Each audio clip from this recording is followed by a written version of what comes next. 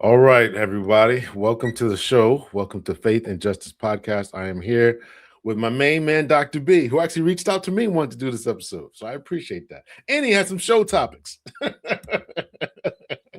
Just showing off already, right? Just people don't even know behind the scenes, sir. They don't even know just do the show, man.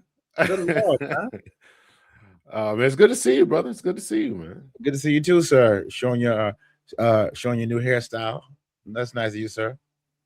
My new hairstyle. Yeah. My lack of hairstyle. Is that what you're saying? No, so you usually have a hat. So you usually have a hat on, sir. That's why. Oh yeah, I usually do have a hat on. You're right about that. All right then. Your new hairstyle. Okay. All right. Man, you always give me a hard time. You always give me a hard time. You're my friend, man. I got to do that, man. That's what Yeah. friends do. Yeah.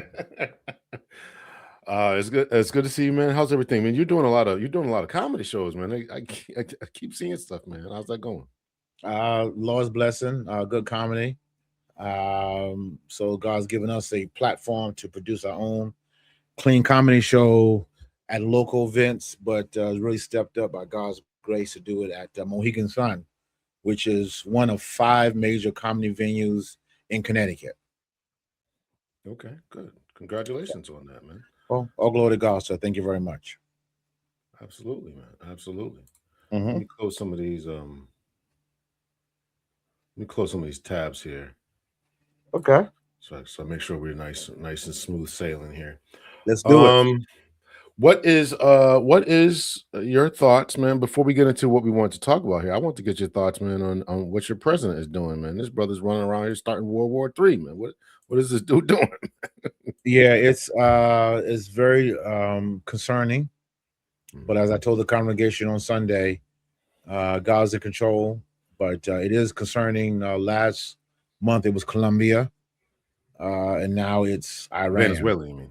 Venezuela. I'm sorry, Venezuela. Yeah, Venezuela. Yeah.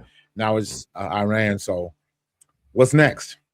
But some people say he's doing this to distract from the files from Epstein. So I don't know. I don't know.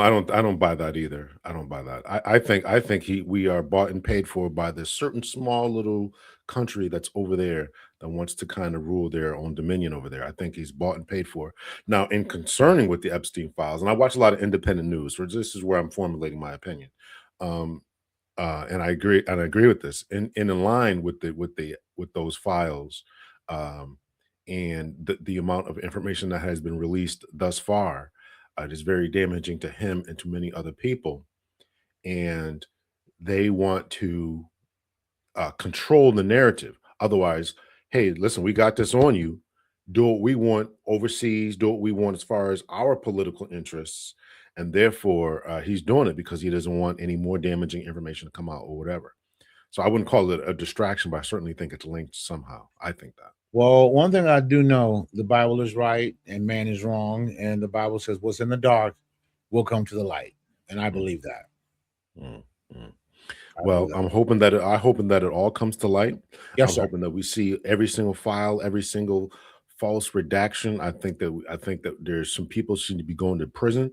I think people should be impeached. I think people should be removed forcibly from office. Those who have covered it up, those who have tried to keep this stuff in the dark, those who have redacted files that should not have been redacted, those who have cut things out that should not have been cut out. I think that there's a lot of impeachments to go around. And I think that a lot of people should be on their way to prison. That's what I think and hope for. Well, so that's why you justice and I am faith, sir. Okay, brother. Okay. Give them swift justice. Give them swift justice. That's all I'm saying, sir. That's all I'm saying. Sound like a river, right? I mean, true that. Yeah, man. Yeah. It's really unfortunate that a lot of people are going to have lost their lives. There's been, what I understand, 150 little girls at a couple of different schools or something like that have lost their lives because of the bombings and just what was going on. And it's just unfortunate that these people and their hubris has decided to act upon this way. And, not to mention putting, poor and middle class servicemen in harm's way. uh, at their will and at their behest is just disgusting to me. It's disgusting to me. Oh, well, that's why I wrote the book Pride. You said hubris, same thing. Hubris is just pride on steroids, and that's what we have today. We have a lot of people who just want their agenda by anything necessary. But again, what's ever in the dark will come to the light, and when it does, it's going to be very how can I say this? It's going to be very powerful because you can't get away. In other words, two wrongs don't make a right. I say that Mm, in marriage counseling, and I say that also in politics as well, sir. very good.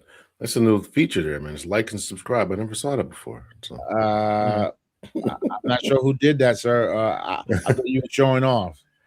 this StreamYard has been stepping up. Every time I log in, they got some new Yeah, program here. I've So noticed that something too, new. sir. I've noticed that too. Yeah. Yeah. So all right, man. So you sent me some stuff here, man, that is good to talk about, man. I mean, we started us off on a sad note here, man, but let's Yeah. talk about let me link this to the next thing we're going to discuss. I All right. link I link a lot of this to in the fact that this man is in office to the United States inability to get over racism. Uh, I don't know if you watch Marco Rubio's speech at Munich, the Okay. Secretary of State there, where he talked about, since 1945, the U.S. has been in decline, and he blames that decline on immigration, and he also blames that decline on. Isn't Mark an immigrant himself? I was just about to say Oh, he okay. blames it on he blames it Okay. on immigration, Isn't and he he an also immigrant blames himself? Oh, okay. and he blames it on uh, colonial uprisings. So this brother. Now, I've heard people talk about this both ways. I never did a genetic testing on this brother, but I've heard people say that even though he came here from Cuba, he was in the ruling class of Cuba. Therefore, he identifies more with Spain than the Cuban He's still an Aboriginal immigrant. indigenous people. He's still an immigrant. Cuba, Tell if him he that, man. if he came from Puerto Rico, I would understand that, but he didn't come. He came from Cuba. Cuba is not a part of the United States, so he's an immigrant too. I'm not sure why people don't understand the history of America, but America, anybody who is not indigenous Indian is an immigrant. If you are not an American full-blooded Indian, you are an immigrant. Well, it's for somebody else. We're not immigrants. You and I aren't immigrants. Or as I was about to say, you cut in, or if you came from slavery, you came from slavery, So really, America is boiled down into three classes. If you be honest, it's Native American, it's immigrants, and those who were enslaved. I mean, if you boil it down to those 3 points, that's the framework of America. And for some reason, people want to forget that white America, Black America were not here in the beginning. It was Native Americans. And I hate saying Native Americans because it really should be Native, not Americans. Right. They were different, different tribes. That's correct. Running around. That's here. correct. Right. That's correct. Right. That's So- correct. Sir. And you hear all different kind of estimates, but I've heard estimates well over the millions of people. Oh, So sir, there were many, and history says that most of them died from the disease that came from the immigrants Yeah. because they were their bodies were not used to smallpox. Their bodies were not used to dysentery. Their bodies were not used to that, and so when they came over, spread like wildfire. So most of the Indians who died did not die from the bullets; they really died from the disease. Yeah. I believe the Black Plague took out 1/3 or 2/3 of I think 1/3 of Europe, and then smallpox also the emphysema took out a lot of people in World War One. So it wasn't by bullets; it was by disease. Yeah. Well, so I link it to them not being able to get over a lot of that.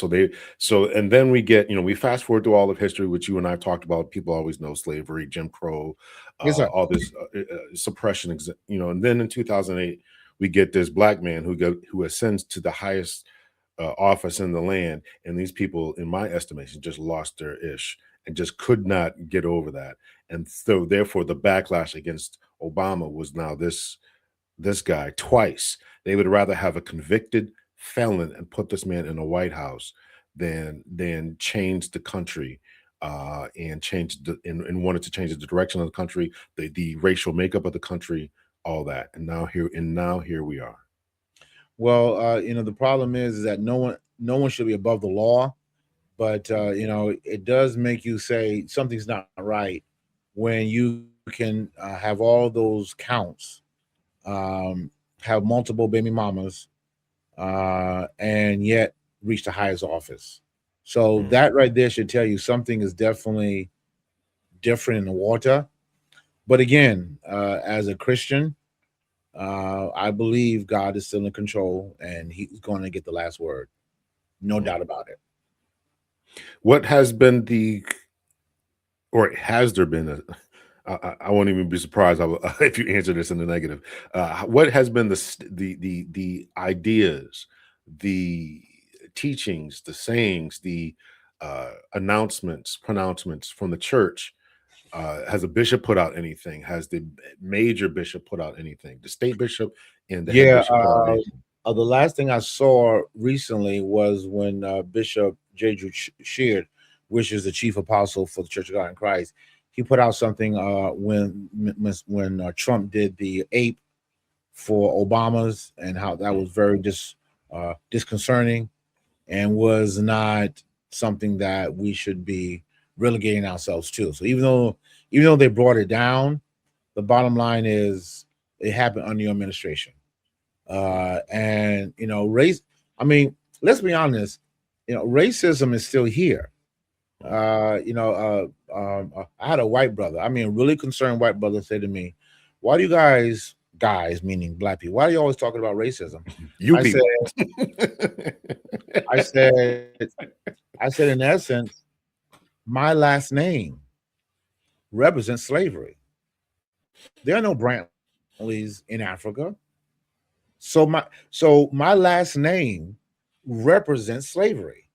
Unless unless you have documents that your family took up a name that was not the same of their slave master, my last name represents slavery. Every Mm. black person who has not have documentation that your grandfather after slavery took another name, Mm. your last name represents slavery. So Mm. it is in the bedrock of this country. And until people come to that fact, and again, the problem with most people is that from a mental perspective, they don't want to reconcile what was done. Now, Right. of course, I don't want to live in the past, but when you don't reconcile the past, you will relive the past. That's why slavery, that's why racism is still here, because Mm. people have not reconciled. You know what? My forefathers did do this. No, I didn't do that, but my forefathers did do this. And that's why they're trying to erase certain things from history.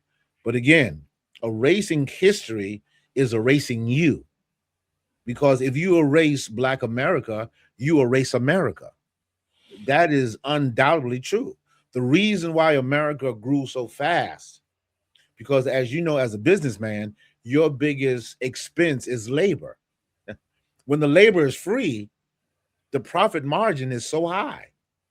So when you have no labor costs for the beginning of a new nation, America, of course, you're going to go through the roof. And so with the Industrial Revolution that happened worldwide, and it happened while slavery was still going on, of course we become a superpower very easily, because the line of labor, it ain't there. Yeah. And so when people ask that particular type of question, right, and they asked it in the manner of, "Hey, listen, why you guys always talking about that?" And then they say, "We don't want to talk about this. We don't want to be negative," but they don't mind saying the positive things. Oh, right? We're the greatest country in the world. We're starting the industrial revolution. We helped you win World War One. Every other positive thing out there, but as soon as we talk about, okay, well, this is just as much a This is a part of the positive. American history as winning World War One, winning World War Two, putting a man on the moon, every other achievement. Nobody has a problem with if you don't mind accepting the good, you got to take the bad as well. Yeah, it's just like those who are really radical in the black world say, well, white people are bad. No, there was white brothers who helped us get to where we are today. No doubt about that. There's no doubt about that. I mean, the 1968 Voting Rights Act that was done by Johnson, yes, he was done under pressure, but he still signed it into law after Dr. King. But again, we have a history here that's good and bad. Welcome to being humans. There are good parts and bad parts of us. From a scripture point of view, that's why the Bible said all have sinned and come short of the glory of God. So when someone says, "Oh, we've done nothing wrong and everything right," right there, you are going against moral law that God says we all are depraved sinners. We all have something wrong with us. But that's the problem with the pride or the hubris of men and women today that feel, I've done nothing wrong. No, sir. You and I have done things wrong, but by God's grace, we're still here.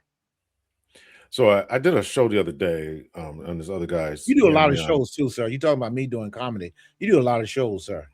I don't do it. I'm trying to keep up with you, man. So I was on this other guy's platform. His name is Raheem the Rabbit, and we talked about people with fake degrees and stuff. Raheem the Rabbit. Raheem the Rabbit. Like an animal rabbit. That's correct. Yes. I didn't name the show. I didn't ask. I never asked him the question. I don't know if he was talking about that question. I just didn't, man. You're a journalist, sir. You didn't ask him the question. Where did the rabbit come from? Don't call me a journalist, man. The FBI might be listening. Listen, you got a black brother that calls himself the rabbit. You're not going to ask him why you became a rabbit? I didn't. And I intentionally didn't do it. Not like I forgot. I'm like, I'm not even going to touch this. I'm not going to do it. Okay. So anyway, so I was on this show. And we were talking about people with a bunch of fake degrees and stuff. And yes. I asked him, he texted me yesterday and he's like, he's whatever. And I said, okay, well, did you get any feedback from the show or whatever? And he said he had a friend of his who was Ecuadorian. And I said something on the show. And I said, every institution has been infected by some level of racism, whether it's the church, whether it's education, whether it's medical care, politics, every institution is. So this brother who's from Ecuador comes, is I guess living in the US, said, why would this guy have to talk about that? You guys just aren't trying hard and et cetera, right? All that kind of stuff, right?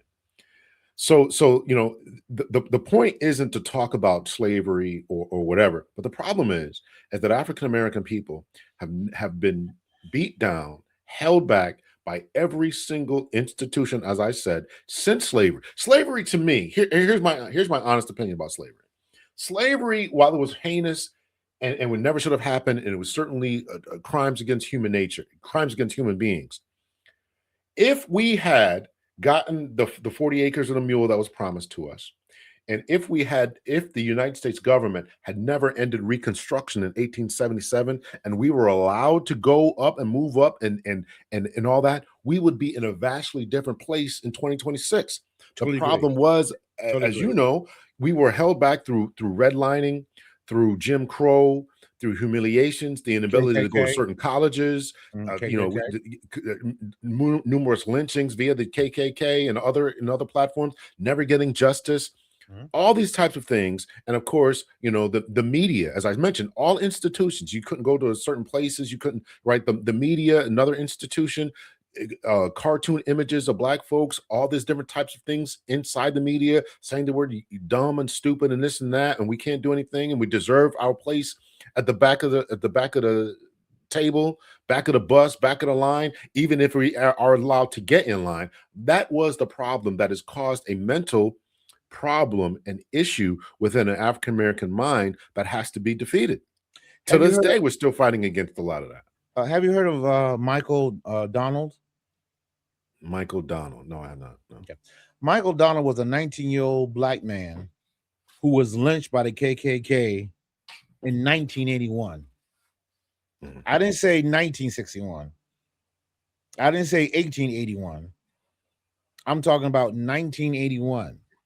And it took 3 years for what was done to him to come to justice. 1981. All right. Well, there was somebody killed in the 1990s, right? He was dragged in Corpus Christi, Texas. I think it was dragged by back of a pickup truck, right? I think that's. Hang on. Yeah, you're right. Hang on. I forgot his name. Was it Bird? Hang on. Yeah, Birds, right? Something like that. Hang on. I'm sorry, people. We're very educated here, and we like making sure someone will call. But that was the wrong person. He had the right person. Oh, okay. What was that called? Lynchburg, right? No, it was I think it was Corpus Christi, Texas. A pickup truck. Somebody was tied to the back of a pickup truck and dragged by KKK members. Yeah, I believe. Let me see here. Yeah, but the bottom line, what we're trying to say here, of course, let me see. Yeah, James Byrd. James Byrd, 1998. Yeah. 1998 was murdered by 3 men, 2 of them whom vowed white supremacists. Jasper, it was Jasper, Texas. Jasper, okay. Jasper, Texas, and June 7th, 1998. So again, this shows that there are issues in our country that still are regulated based on how you look. And don't forget too, the Oklahoma City bombing in 1995 was racially motivated. People don't like to talk about that. And every time when I teach my class and we talk about any type of terrorist acts, they always say, "Well, this guy had radical views." No. We ain't gonna gloss over that. Not in this class. What were the radical views? Did it over racism? I didn't know about that. See what I'm saying? He was a vowed white supremacist, just like everybody else. Okay. Just like everybody else. And he targeted that building for 2 reasons. Number one, there was a lot of black folks going there. And what you always hear is in the news is that it was a government building. But it was really kind of a twofold thing. He targeted a government building because he had issues with the government, yes. But also he was an avowed white supremacist. Wow. Yeah. I did not go that deep with that one. Thank you very much, sir, for educating me, sir. Yeah. Thank you, sir. You're so wise, sir. The beard fits you well, sir. And the other day, a black Santa Claus, right? Sir, you didn't want to tell nobody, but I know what your kind of hustle is in December, sir. You want to tell nobody what your kind of hustle is. All right, man. So we're gonna play a video here, and this ties into we went down kind of this rabbit hole because this ties into people who are still harboring this type of energy for black folks. Let's play this here, and so we can hear this. Share screen, watch history. Can you pause real quick for me, please?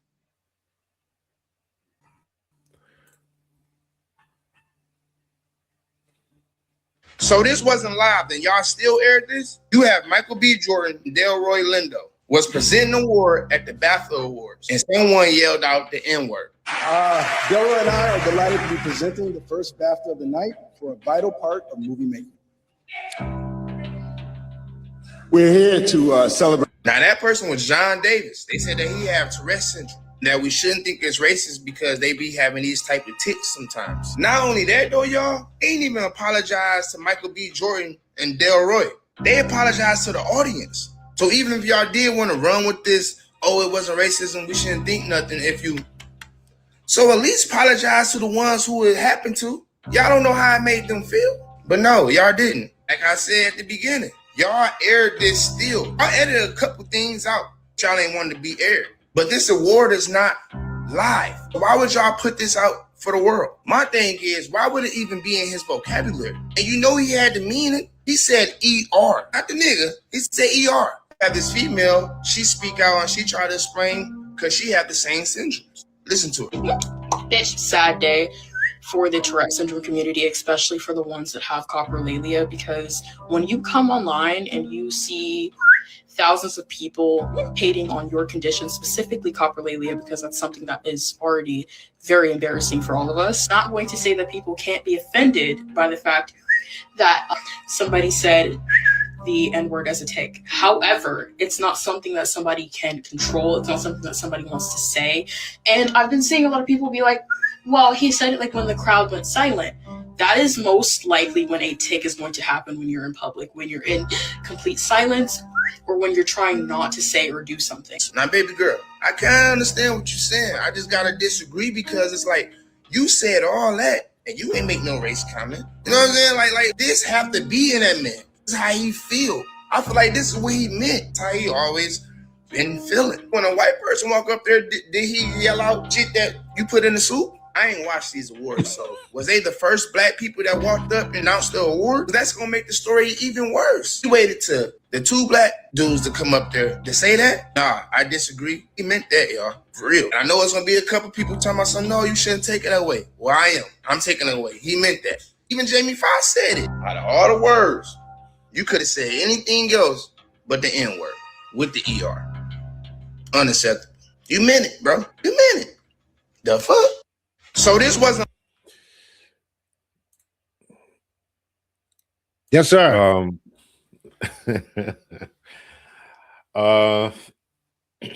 So people have Tourette. They will say words involuntarily. I understand that. I don't have Tourette. People accuse me of having Tourette. I do not have Tourette. But I think his point. I think his point, brother. What are you saying that people are asking that question? You know, I'll just say, you know, because stuff come out of my mouth while I'm doing my podcast. Stuff come out of my mouth while I'm doing my stuff. I say, man, where'd you come from? Aren't you a pastor? And I say, well, you know, it just came out my head. But the bottom line is, you know, I gotta watch these other stuff, man, because I didn't know all this, man. Keep it up, all right. Keep it up. The bottom line, the bottom line is, why is he using that word? I mean, so Tourette, you can have different words. Again, I don't know how it works, but you know, the Bible does says whatever is in a man, whatever comes out of the man is what is in his heart. So again, I'm not that understanding of Tourette, but it is kind of disconcerting that the KKK may be doing a campaign where people who have Tourette. Hey, they can't help themselves. I don't know. So I remember one time there was this guy who had I was working on a job. I had not yet retired yet. I was a supervisor. I can't remember if I was lieutenant or sergeant. So I was there was a guy who was dealing with post-traumatic stress from his time overseas. You know, Okay. of course, you know, just as a pause right here, everything we talked about at the beginning, right? These boys are going to come home and deal with the same stuff, right? Yes, sir. Yes, sir. So crazy. So I get there, right? So I'm watching this whole thing go down. I see our boys, you know, trying to get this guy to go get help because he was, you know, suffering. His wife had called. He was just, I think it was his girlfriend or his fiance. I don't think they were married yet, but he was really, really going through a really bad episode. And they were calling. So now I see him starting to struggle, right? We're just trying to talk him into stuff. And I start walking up, and all of a sudden, the N-word starts flying out. So all of a sudden, yeah. N-words start flying out. I'm like, all right. But he's going through his problems, he's going through his issues. So I'm like, okay. So we finally end up talking him down because he did, you know, in his whatever is going on, he still respected the ranks that he saw. He recognized that I was a person of authority somehow and said, okay, you know, he went and got the help. Right. And the boys that brought him, and I said the boys, I mean the cops that brought him there to the hospital, then came back to call me a little bit later and said he wanted us to really apologize because he was going through, you know, whatever he was going through. And I was like, okay, you know, but I was always in the back of my mind that this is the way you think, you know, because it wasn't flying out before, right? Because I'm watching this, right? So now it comes flying out.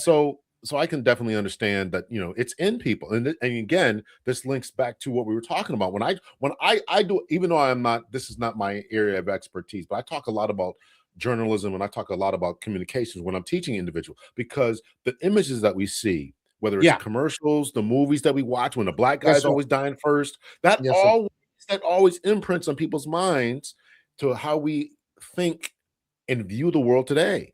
And this is why we can't get over a lot of this stuff.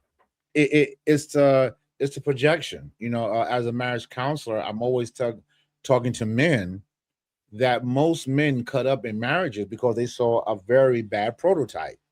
If you didn't have a father that was there, if you didn't have a good father who was a good husband, that's going to be your goal. So if you saw an absentee father, a father that was not involved, why are you surprised you have that same mentality of not really making your spouse number one? So, in America, no one is born a racist. No one is, you cannot tell me a child automatically has racist views out of the womb. No, they are taught that. And so, until we can start teaching, well, you know what? The heart has to change. So if you remember during the temperance movement in America, they stopped all liquor for a certain amount of time. But as you know, that's when the mob grew. That's when the mafia grew. Why? Because now people were doing stuff underhand and criminal activity, and that's when they grew. So the temperance, even though they stopped the drinking, the hearts of people didn't change. So until the hearts of people change toward, let me stop judging you based on how you look, and let me judge you based on how you treat me, until that is trained in America, we're going to keep having these issues. That's why people, colleges that listen to us, please invite Dr. L and Dr. B to your colleges so we can do this training for you. Won't be free, but we'll do the training for you. It will definitely not be free. I'm Oh, gonna tell no, you that right now. What's on your shirt, man? You got something that says PhD on your shirt, man. What's up with that? Yeah, that's my shirt. PhD okay. tourism training. You so no. Okay. Listen, you can talk about my shirt, but you can't ask a brother why he called rabbit. See, you are a journalist. I just The brother called him I was afraid of the answer. I was afraid of the answer. I didn't want to know. Why are you afraid of the answer? I didn't want to know, man. Man, please. Let me I mean, it's not like he didn't call himself. He didn't call himself Lion, the Tiger. He didn't call himself, the bear. The rabbit. Wait, this same guy called himself these different animals? No, I'm saying he did not call himself. Okay. He wasn't Raheem the bear, right? And listen, I mean no disrespect to the Raheem. man. He's had me on my pod. Hold on, let me say this because he's had me on this podcast. He's given me a platform to talk about things. I certainly respect him and the work that he's doing. Let me put that out there. But I didn't ask the question about why he's called a rabbit. I respect him too. I just want to find out why you call yourself a rabbit. That's all. All right. Well, if he watches this, then put in the comments why you call yourself that. I don't know, man. I don't know. Not making fun of you, brother. Not making fun of you. With the name here, Raheem, I ain't making fun of you at all, Raheem. I'm just asking why you call yourself that. It might be. Listen, he's quick to put you out. That might be. I don't know. Well, people of God, if something happens to me next week when this goes off, you know what happened. Who did it to me? Oh man! Shout out to that brother, man. He's doing some good work. Man. He's got a pretty good following, man. He's trying to get the message out there, man. And he's actually, I want to have him on the show to talk about what's going on overseas. And I want to talk to him because I believe that he said on the show. I didn't press him about this either, but I believe that he said that he was suffering from post-traumatic because he did a couple of combat tours.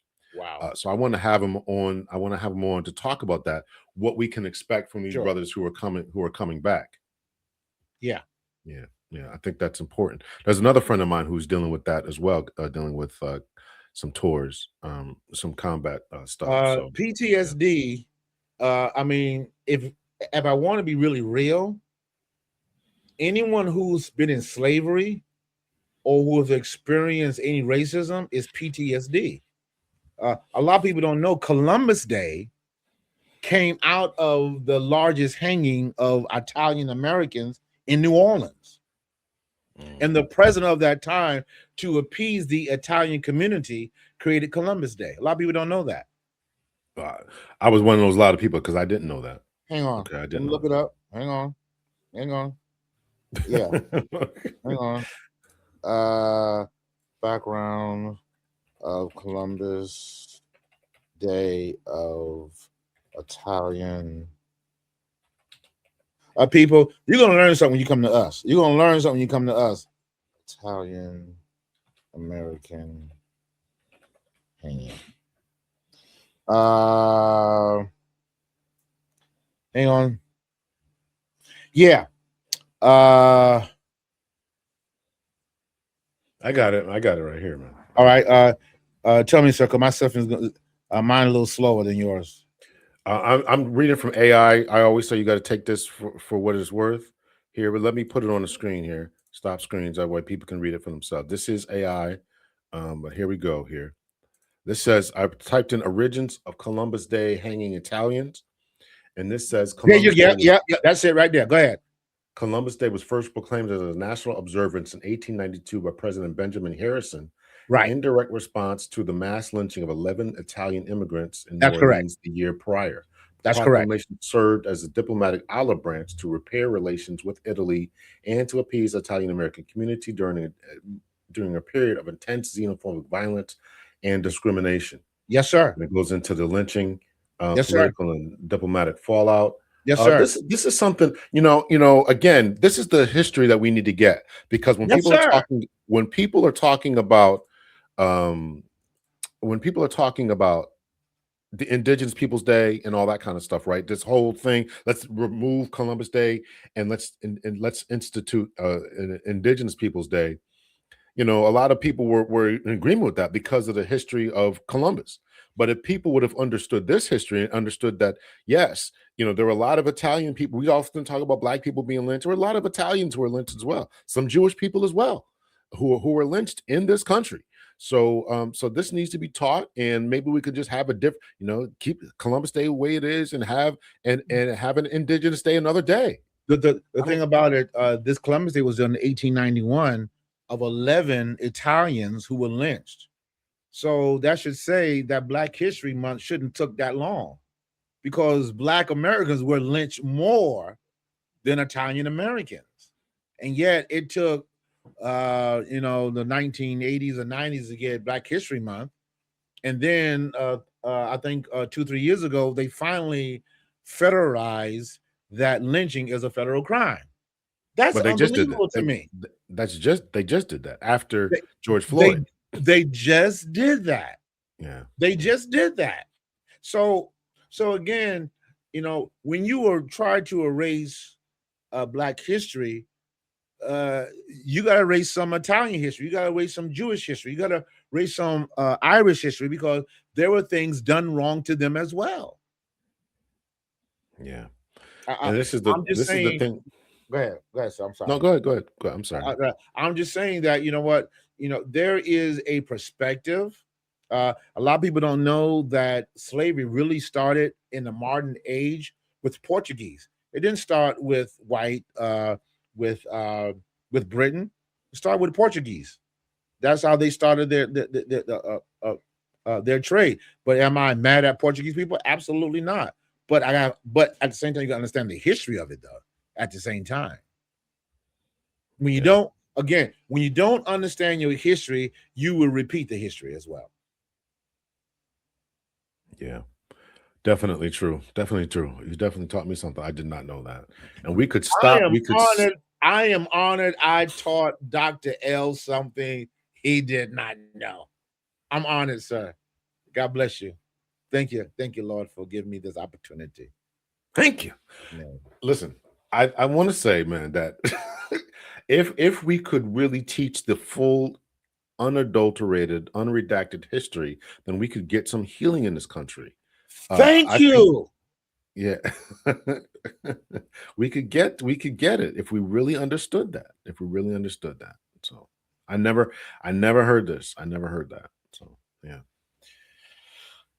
All right. So the reason why slavery came into place, because indentured servants who were from Ireland couldn't really do the work. So they had to bring in Africans to do the work. That's where slavery really came about. And also the word black and white was not existent until it came to America. There were no black and white races. That only happened in America. So I hate to say this out loud, but racism started in America based on how someone looked. I'm gonna get you based on how you look. And yes, we had the Inquisition that came after the Jews because people were trying to say that all Jews were bad because what happened with Jesus on the cross. But again, I mean, there's atrocities everywhere. Yeah, there's some black people who've done some things wrong too as well. So I don't want people to think, oh, black people haven't done anything wrong. No, we've done some things wrong too as well. So again, every race has something against them of what they've done wrong to somebody else who didn't look like them. Every race.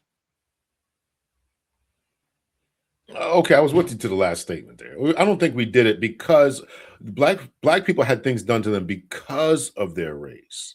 Well, this is where we'll have our first disagreement because we cannot have this show until we have a disagreement with each other. We all know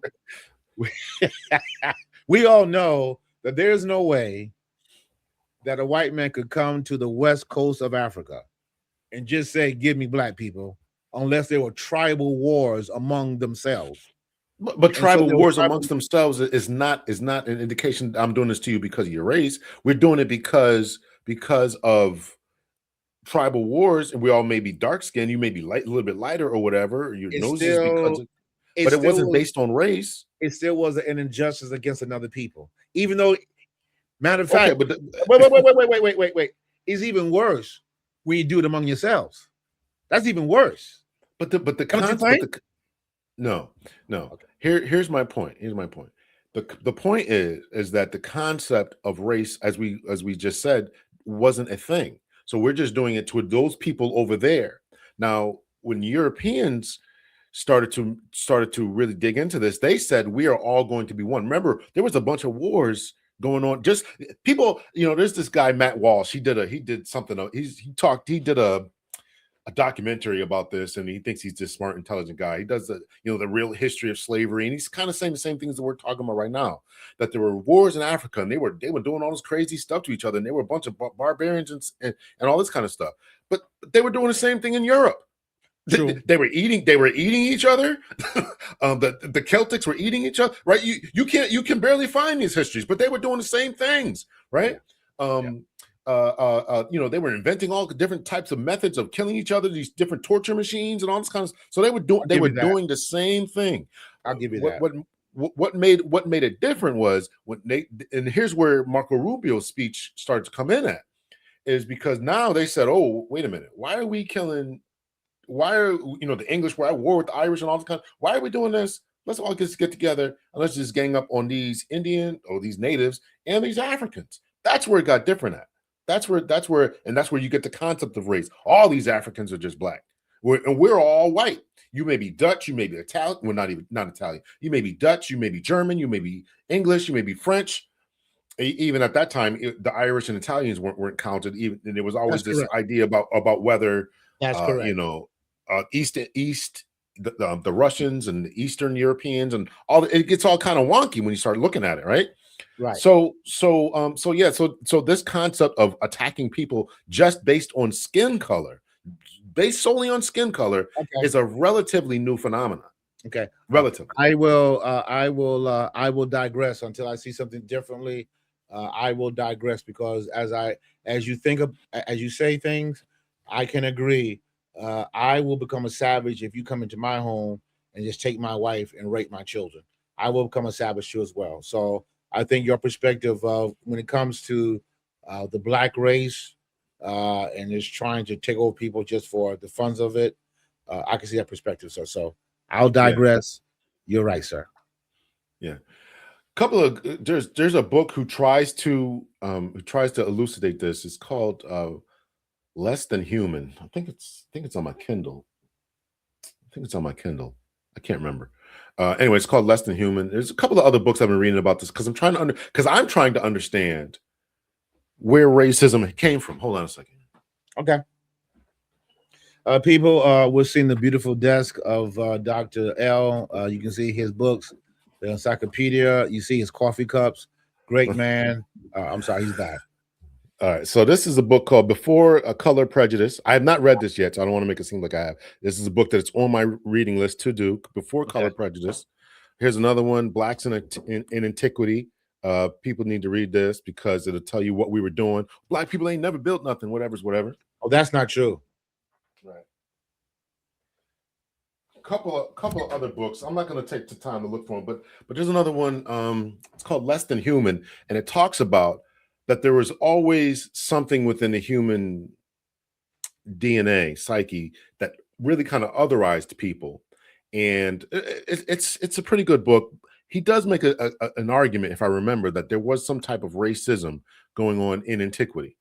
And even what I understand, Josephus said something in his annals about the dark skinned Africans or something like that. All right, Something so negative people don't. about that. All right, so quickly, people don't know who Joe Fisher is. He was a very popular Jewish historian around the first century. So that's who Joe Fisher is. He was Dr. L was showing us how deep his knowledge is in world history. Thank you very much, sir. Come Appreciate on, it. brother. Okay, man. Yeah, there was something he said. I'm trying to pull it up here, but anyway, we can get to that another time. But anyway, so this idea we've kind of been struggling with and all that. So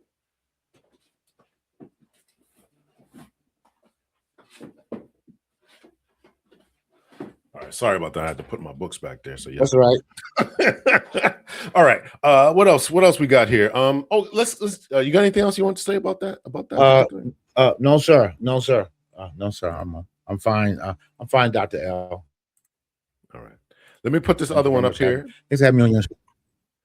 Stop that, man. Stop that. Let's go to Michael Jordan. You sent me this one here. I didn't know Michael Jordan was actually doing this here. You didn't know that either? I didn't know that. No. Yeah. I didn't know that. Yeah.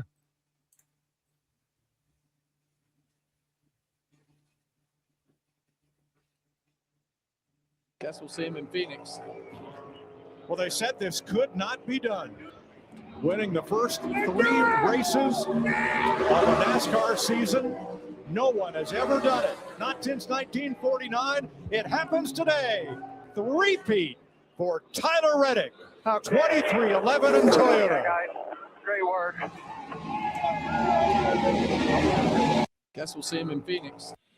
All right. So was he own the? What does he own it? I don't know what's Yes. what's going on. So last year, I believe he sued NASCAR because they were getting all the proceeds, and there was kind of like a modern slavery. They were getting all the money and were not distributing out to the other race owners. So he sued, won. Hang on, look it up, and won. And then he turned around and won NASCAR, and he did that in February. So really put a cherry on top for Black History Month. Hang on, Michael Jordan, race, NASCAR. Yeah. So and he won a large sum of money for that as well.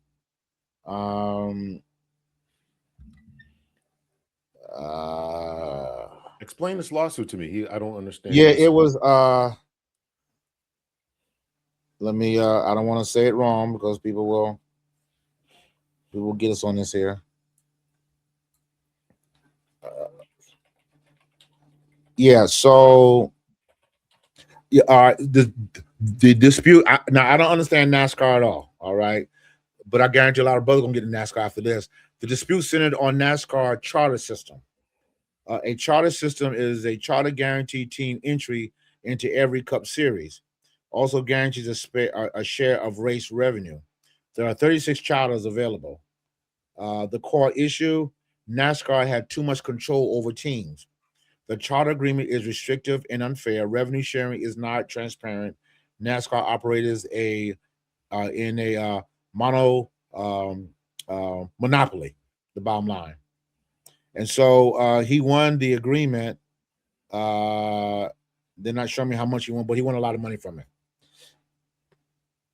How much did he win? Let's watch this video here because I'm not sure about the. Let me put this on the screen here. Right. Okay. So you can watch a video about this here. Share screen.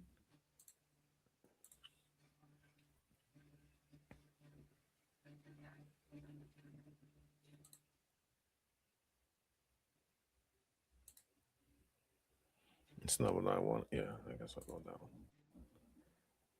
And Chris, we have a special guest here, Michael Jordan, co-team owner of 23XI. MJ, one thing maybe some people don't realize, you've been a lifelong fan of this sport. Growing up, what did the Daytona 500 mean to you and your family?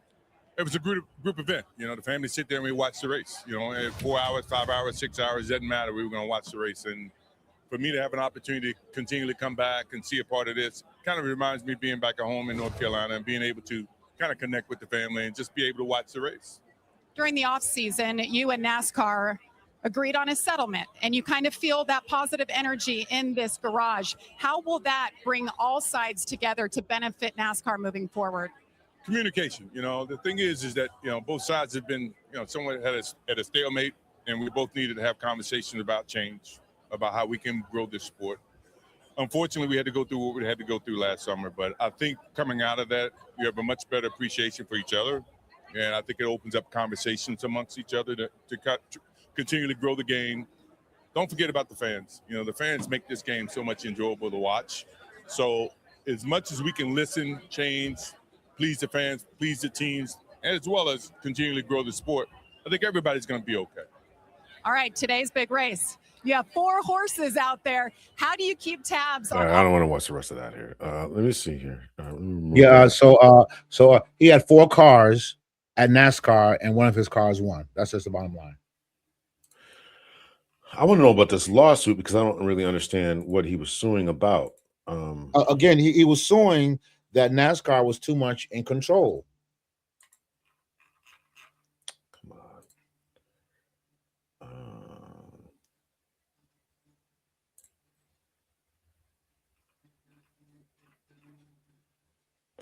All right, let me see if we can read through this here right quick. This is from Yale at the screen here. How antitrust lawsuit from Michael Jordan reshaped NASCAR. A lawsuit charging NASCAR with anti-competitive practices led to a settlement that changed the structure of stock car racing. Yale SOM Ted Snyder, an economist and antitrust expert, describes his experience testifying in the case brought by team owners, including Jordan. So a bunch of people sued. You recently testified in a high-profile antitrust suit lawsuit brought by NBA icon Michael Jordan. NASCAR, what was it about? NASCAR is the governing body for premier stock car racing. It organizes a regular season of 36 races, followed by a series of final races that determine the winner of the Cup Series championship. The core issue was whether NASCAR engaged in anti-competitive conduct that harmed stock car racing teams that participate in the competitions. Interestingly, the teams are independent contractors that operate under the time-limited charter agreements with NASCAR. The last charter was set to expire at the end of 2024. As the season was ending, NASCAR presented team owners with a take-it-or-leave-it offer with a deadline of midnight of September 6, 2024. Not signing meant that the teams would not be able to compete in the 2025 season, but signing meant that the teams had to agree to a provision whereby they couldn't bring antitrust claim. 13 teams signed, 2 teams, 23, looks like the 11 X1 Racing, co-owned by Jordan, and Front Row Motorsports did not sign, and they subsequently brought a private antitrust suit against NASCAR. They alleged that NASCAR had gained control over race venues, the equipment, and the teams themselves. Wow. The result, they alleged, was that NASCAR virtually eliminated opportunities for the teams to supply their services outside of NASCAR. Oh yeah, well, that is definitely correct. How did you come to testify? I was contacted by Jeffrey Kessler, the lawyer representing Michael Jordan and the other plaintiffs. Mr. Kessler is a famous antitrust litigator who is part of the bringing free agency to the NFL and loosening the NCAA controls over athletes. I got to know Mr. Kessler when I served as an expert in what was commonly referred to as the Deflategate, the 2015 controversy over whether Tom Brady, then quarterback of the New England Patriots, had organized an effort to deflate footballs below the level that was allowed in the game against the Indianapolis Colts. We hadn't been in contact for years when Mr. Kessler reached out, yada, yada, yada. What do you think? Why do you think the plaintiffs have a strong case? Would this be the last part we read here? The key thing for me was the tracks, the huge tracks and related infrastructure are what most economists refer to as specialized assets. Compared to a number of arenas that could host elite basketball or stadiums for football or even Formula One racing sites, there are many fewer tracks that are suitable for premier stock car racing. NASCAR both owns a large number of the venues and has exclusive contracts with many they don't own. The result is that there are not enough non-NASCAR venues to allow a rival league or association to enter. Yeah. In addition, NASCAR puts controls on the cars rather than setting parameters that teams could meet with their own ingenuity. NASCAR required that all teams invest in cars that embody next-gen technology, which NASCAR controlled through their patents and IP. That makes it harder for teams to join a rival league. Once the teams invest in building the cars, the drivers and pit crews become knowledgeable about the equipment. There's a learning curve associated with that, and teams would incur a lot of costs to race outside of NASCAR. To me, that's NASCAR exerting monopoly power, or more precisely, monospot oni, which is monopoly power to buy the side, since NASCAR purchases the service teams. Yeah. All right. So people can go over to this is called Yale Insights, it's insights.com. .yale.edu, faculty viewpoints, how an antitrust lawsuit from Michael Jordan reshaped NASCAR. Okay, that's correct, sir. Forever. Forever. So Yeah. so again, Jordan got involved and he said, hey, I'm going to make a change because it's unfair. And it took a black man who knows about unfairness to make that change. NASCAR is an interesting thing because I'm not into that, but I understand that years ago they were having some type of operation, I would call it, to get more black people into pit crews. I heard about that too back in the day. Yeah, But yeah. But the bottom line is that Michael Jordan's father, his late father, was heavily involved with NASCAR. As he said, they used to watch it. So I think he does it as a as a sign of being close to his father as well. So again, to the guy when I was on Raheem the Rabbit show, who was asking about the racism being involved in this, people don't talk about this. We know about the Negro leagues and Yes. all that. There were black racing leagues as well, racing cars. I did not know that. So all of this got integrated. You get all integrated, and then next thing you know, they squeeze you out. And Correct. now the owners have to be, the owners are all white. Now the pit crews are all white, so you had to have special programs to get, a couple of black tokens here and there, at least being part of the pit crew, because we wanted to be a part of that. We enjoy watching those types of things. Didn't the late Richard Pryor play a race car driver back in the day? I forgot his name. There was a movie. Yeah, there was a movie he played one. Yeah. Yeah. So it was called the Colored Speedway Association. Yeah. CSA, founded in 1924 in Chicago. Yeah. So again, between the Negro leagues, between our own basketball leagues, between NASCAR and all the various other things, this is why people say that integration and the elimination of the black competition was one of the biggest things that happened in a negative way to the black community. So when people think that we haven't done anything, this, that, and the other, well, we got bought out a lot of times, and because we wanted to integrate Right. so much and so heavily, and next thing you know, we're there begging people to let us in, to at least be in the pit crews, right? So which is just madness. Well, this is the history of America, sir. And history of the America. whole NFL Don't coaching stop me thing with that one. still Don't- bothers me. Don't stop me with that one, sir. Don't. I'm start going to with that. start, man. Don't start I think with I that have an one. Instagram I want to show this about that. Go ahead about that. Washington Redskins owner had a gentleman's agreement and said no black players for 20 or 30 years, sir. And it was Washington Redskins owner, I forgot his name, who said that, and they held on to it for 30 or 40 years, sir. That's correct. Really? That's absolutely correct. Yeah. Hang on. What's his name? What got me was that Lady Marge shot from the Cincinnati Reds, my $1 million N-words. Remember that one? Yeah. Yeah, that was crazy, man. So this idea, man, that black folks, man, you know, still trying to get into certain places and still trying to have doors open for them is really quite disgusting. I want to show this video about this. Let's see here. Okay, hang on. George Preston Marshall. George Preston Marshall. He didn't want any blacks. The agreement was it lasted till 1946.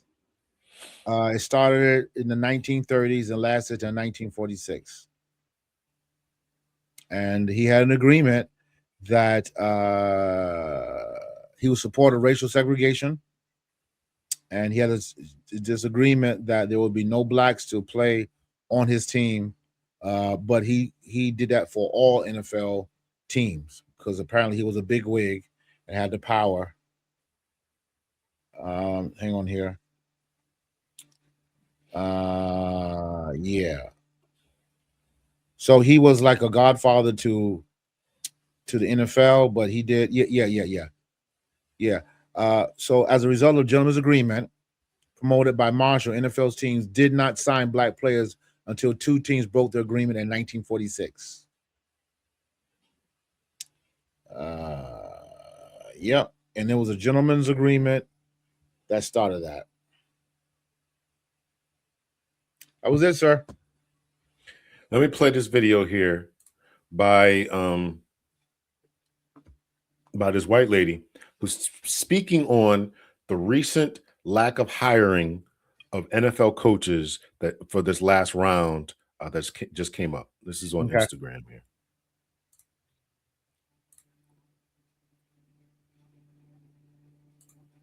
Spots, and the final two have been reportedly filled, with the Las Vegas Raiders planning to hire Clint Kubiak and the Arizona Cardinals planning to hire Mike LaFleur. And so that means on this first day of Black History Month, it is confirmed that there will be 0 black head coaches hired in this cycle, 10 openings, the most in the history of the NFL in a single season. That leaves 3 active black head coaches, DeMeco Ryans, Todd Bowles, and Aaron Glenn. Of 10 hires, 9 of them are white and none of them are black.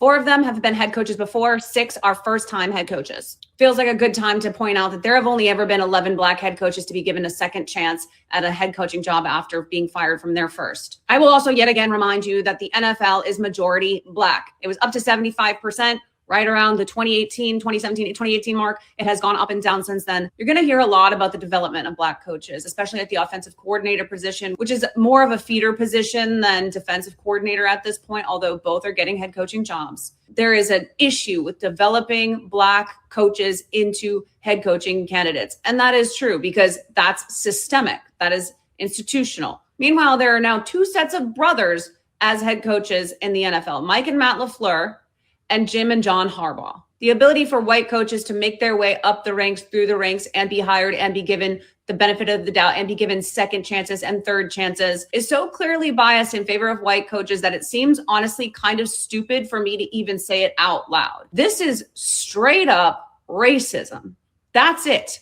When you have a majority black league, a league that has been built on the back of black players, a league that sustains itself on the backs of black players, a league where the culture itself is defined by black American culture, the idea that there aren't enough qualified black people in America to work their way into head coaching opportunities in the NFL is fucking absurd. It's the same line that was fed about black quarterbacks forever and still happens. The workforce, in this case, the players, are a snapshot of the pool of people that should be represented across the board. That's how it should go in any industry. Of course, it doesn't. But with the NFL specifically, we are talking about the most profitable sports league in the world. And it is built on the backs of black American players. There is no reason on planet Earth that Brian Flores and Vance Joseph shouldn't have been hired to head coaching positions this season. And those are just the 2 most obvious, most qualified candidates who have somehow worked their way into these opportunities before.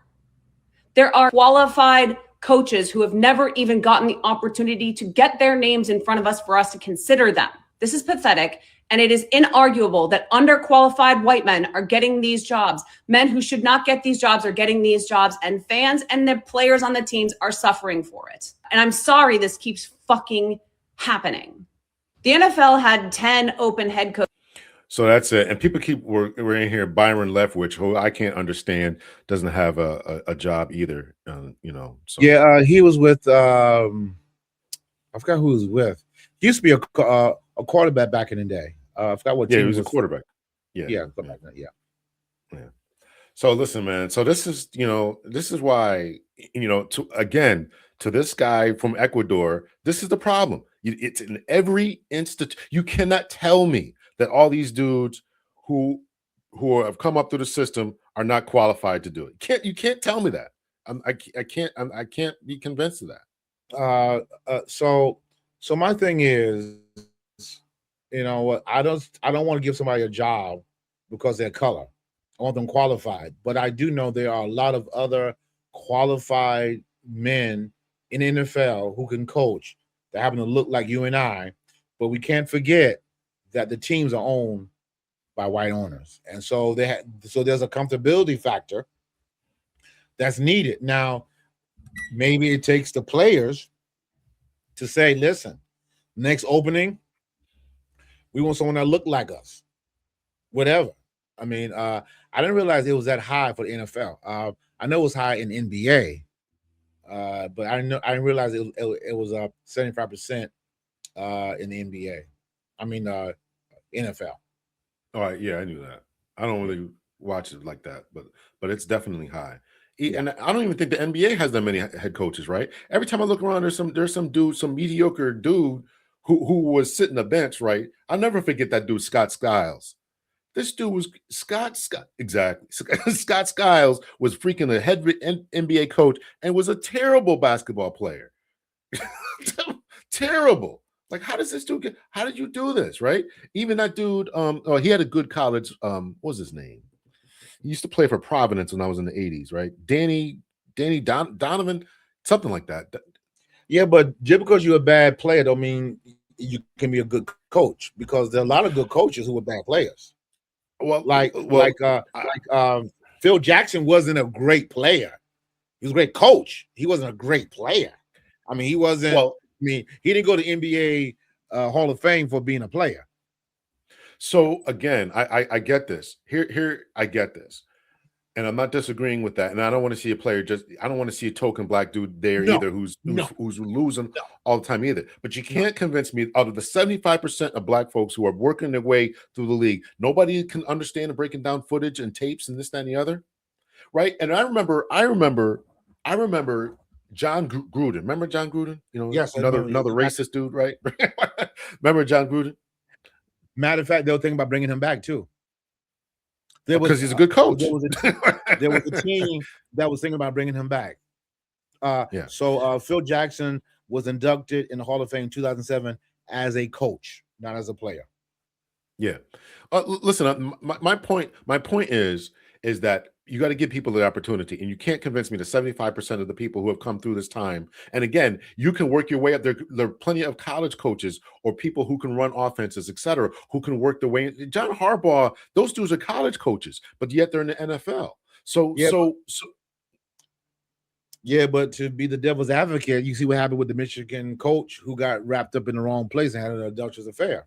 So because one dude does it, because one black dude does it, again, there's hundreds. So I'm just bringing up the point that people may use. I don't agree with that, but as you know, because of slavery, if one person does it, it spreads abroad. You know, our culture is, if something happens heinously, we always say, "Oh, it wasn't a black person." A white person doesn't say that. But we do that because of our slavery mentality. Why? Because if one person did something wrong, black, on the plantation, the entire black population in that plantation suffered. So that mentality we have in 2026 is a direct contact to what happened to us during slavery. It is a direct. I'm not disagreeing with you. I'm Oh, okay. saying Well, that you didn't say that, amen. that You didn't raise your head. Do something. I'm saying that when there is a failure or whatever, you got to have a type of equal representation. I agree. And statistically, it makes no sense that mediocre people have made it way into these highest offices while other people haven't. And to regulate black folks is just being entertainment, and all they can do is run and catch and not have the wherewithal to be able to break down the X's and O's and make the right calls at the right time. I coached for a long time. I understand there's a lot of complexity. Okay, I used to have, okay, here's the plays we're going to run based on my team. Here's the plays we're going to run when we need to get a first down. I understand there's complexity to that. I started to talk about John Gruden. John Gruden, great coach. No, take nothing away from him besides his racism. So I remember he was doing a quarterback breakdown with Cam Newton. And this brother with Cam Newton now, and he was saying that after his breakdown with Cam Newton, he said that Cam Newton was never going to be a great quarterback in the NFL. Well, that's not true. I know that.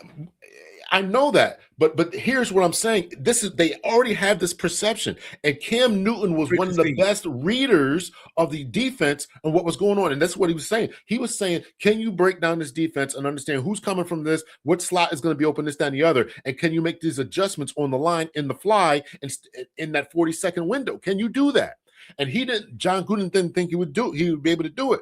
And then Cam Newton comes in there and is one of the best readers and he was getting less sacks, running, making these plays and this, that, and the other. So John Gruden had to eat his words. This is my point. If you think along these lines, then they're going to act along these lines. And you're not giving them a real solid chance to do this. And so how do we get these black coaches, potential black coaches, to be able to do that? That's the point. Yeah, Cam was an MVP in 2015. Through 35 touchdowns. Also in NFL 2015, he was Offensive Player of the Year. 3 bowl periods, 2011, 2013, and 2015 as well. So yes, what he said about him was not a true statement at all. Right, and this is what I'm saying. Where did Cam Newton come from? He came from Georgia, one of those big Auburn. He was in Auburn. I think he's in Florida and Auburn. But I forgot this. He led the Panthers to Super Bowl 50. I forgot about that one. And he should have won that, but he choked. I forgot about that one. I was rooting for Cam. I was rooting for Cam. I forgot about that one, sir. Yeah, I didn't forget about that one. I knew that he was there, and he choked. And then he was just never really the same after that. He just, I don't know what he got into his head because he choked. There was no doubt about it. No doubt about it. But he at least got there. This is what we can do. We can be honest about, he didn't do a good job. We can be honest about that. When I say, white people against, no, we can be honest and say he didn't do a good job that day. And that's what we want people to do with us. Just be honest. Don't look at us for our color. Just look at us for what we do, and we'll take it from there. Just be honest. That's it. We can do it. Learn. How much are you doing for time? We got one more video to discuss. I can do 10 more minutes, sir. All right, give me 10 minutes. Let's talk about this one. This is a good one here. This is your boy. This is your boy here. I don't like Umar, man. I don't like Umar, man. I don't like Umar, man. Don't like Umar. You sent this to me. You're obviously watching him. I did send it to you.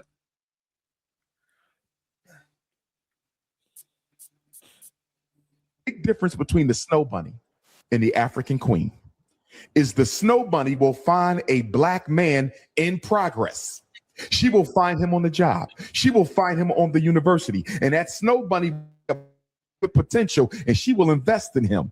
She will help him level up. And then when the sister see him 5 years ago, 5 years later, he's a millionaire. And the sister say, look at that sellout. He went and got a white girl. But guess what? When he was looking for a sister to help him level up, to invest in him, none of them wanted it. You know why? Too many black women want a finished product. Black women have to stay with me. Black women have to stop expecting men to be a finished product. It's harder on us. Help him level up. Stay with me. Help him level up and become what you need him to be. Because the big reason why these snow bunnies are running off with black men is they're meeting them when they have nothing, but they believe in their vision. And black women are waiting for him to cross the finish line. And by the time he crosses the finish line, the snow bunny then snatched him already. Big difference between the snow bunny. Thoughts, brother? Thoughts? So I don't like the word snow bunny. I don't like I didn't know that. Why don't you like that term? Because every woman is not marrying a black man for his money. There are people who actually love that man despite how they look. Okay, so you connect the term snow bunny to someone Yeah. like a gold digger? Yeah. Okay, I didn't make that connection. I just thought it was a snow bunny I just thought it was a white woman. No. Woman. No. Okay. Are you looking it up? I don't need to look it up. Omar, Omar is, I got issues with him because he has multiple wives. I got issues with him because he says one thing and does something different. So I got issues with him. So, but I can see his perspective, but I don't think he should do a big broad brush and say all black women doing that. I think the reason why some of these He players wasn't doing that, man. No. He's not saying that all black women don't get with white men, don't get with brothers because they want to meet them at the finish line. He's saying that the reason that some of these brothers are going with these particular women, these particular ones, is because they are willing to work with this man. And where some sisters are not. It's not all white women, it's not all black women. I think that goes both ways, sir. I don't think that's just for black women. I cannot say that's only for black women. No, that goes both ways. I think besides color, a woman can see the potential in a man. And I can tell you that happens because there's many women who I counsel with who saw potential that wasn't there. So for him to say that there are black women who don't see the potential or want a finished product, that's not true. There are many women who are black, who are with black men who saw potential and the man did not rise up to the potential. So that's not okay. That's not And there's some that are. There are black women who will see a potential in the man, and the man ends up being something later on in life. That is absolutely correct. But I cannot go with. That's why I don't like Omar. That's why I'm praying for him. That's why when he said, "Oh, a black woman," no. There are many black women who have done exactly what opposite what Omar said, that they don't see the potential, and they saw the brother's potential, and the brother fell flat. Okay. That's all I know. That's all you know, huh? Okay. That's all I know, sir. All right. That was a good episode. Somebody else sent me that today. And I sent her the full clip, like I sent you. I think it's worth watching for people who are interested in this type of thing, because he was in Australia speaking to Australian black folks and trying Australia is a whole nother issue of indigenous people who were definitely decimated. That's a whole nother matter. Yeah. Oh my goodness. The Aborigines, oh my goodness. Oh my goodness. That's a whole nother talk of what happened to them. Yeah. Unbelievable. I'm sorry. Got happy. I apologize. Listen, it's a sad story. I've been kind of looking into a little bit of the Maori people of New Zealand. So it's definitely it's a tragic situation, and a lot of times they don't want to apologize for it. They think it was a good thing. That's correct. We helped you to read. We helped you to write. We introduced Christianity to you. So yes, that is true. But the means that you did it, absolutely not. It's no different than in the Crusades, where the Christians told the Muslims, if you don't convert, we kill you. And so many of them converted because they didn't want to be killed. That's not true Christianity at all. There's a guy, his name is what's his name? Dinesh D'Souza, and he gave a talk. He did a debate one time, and I used to watch the Christian debates. He was defending Christianity, and now Dinesh D'Souza is he's some academic. He used to be like a head of a school or something like that, and he was on Fox. He's been on Fox News a bunch of times, and he said during that debate that I watched, he was debating someone else who was not a Christian. And he said, when the Christians showed up to India, being the English showed up to India, he said they had bayonets and guns, and they were very convincing, saying it in a flippant, comedic way about what happened to his people. And Dinesh is Indian, of Indian descent, not native, but the Eastern. Yeah. He was saying that the English came in; they were very convincing. Wait a minute, these are your people that they slaughtered. Yeah, say it like that. Yeah. What's his name? Gandhi. Gandhi said his famous quote is, "I love your Christ. I just don't like you Christians," because they did not demonstrate the teaching that Christ would give. Yeah. Well, it's my understanding too that he wasn't too fond of black folks either. So, again, it's an issue that we all have to face. That we all have muddled the water, and the more we become more, again, you cannot heal. As a marriage counselor, I tell people all the time, you cannot heal until you define the hurt. There is no healing. I will assure you, you cannot heal until you define what hurts. And we're trying to heal without defining the hurt. And until you define the hurt, there will be no healing. Period. I dropped them. All right, man. I'm gonna let you go, man. I had to put this on the screen here, man. Reverend Dr. L. Here's my certificate here again there too. So just in case you forgot, I really am a licensed. All right, brother. I know you got to run, man. So I just wanted to leave you with that. I appreciate the show. It was a good show today, man. I appreciate it. We talked about a lot of stuff, man. We got to do this again in 2 weeks. You ain't no right, Reverend, bro. When last time you preached? When last time you preached, Mr. Right Reverend? Preach all the time, man.